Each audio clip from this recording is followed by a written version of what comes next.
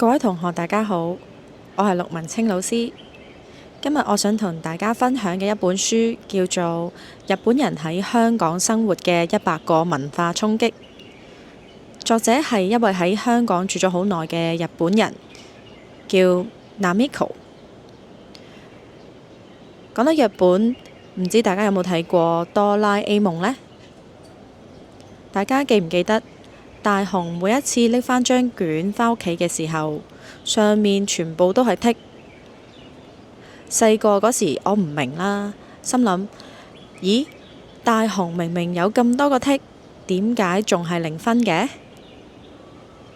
睇咗呢本書之後，我先知原來喺日本剔竟然係代表係錯，而佢哋代表啱嘅符號呢，其實係一個圓圈喎。除咗符號，呢一本書呢仲有好多有趣嘅觀察。大家有冇發現香港人講嘢好似好急咁？作者解釋，因為廣東話嘅語序呢係結論行先。例如啦，你問我食唔食早餐啊？咁喺廣東話入邊呢，當我回答你嘅時候，我就會話我唔食早餐啊。否定詞同動作唔食呢係擺喺我嘅後面。所以呢，我一開口呢，你就已經可以好快咁樣呢知道我嘅答案。但係喺日本嘅語序就完全相反啦。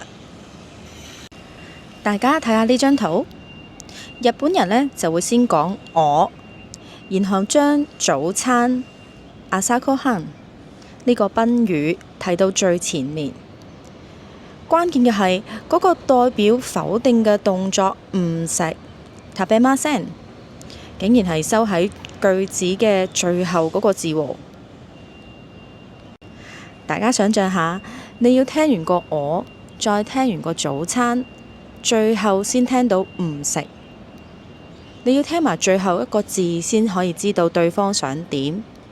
呢一種嘅語言結構就令到日本嘅社會呢習慣咗一種鋪排啦、婉轉嘅溝通方式。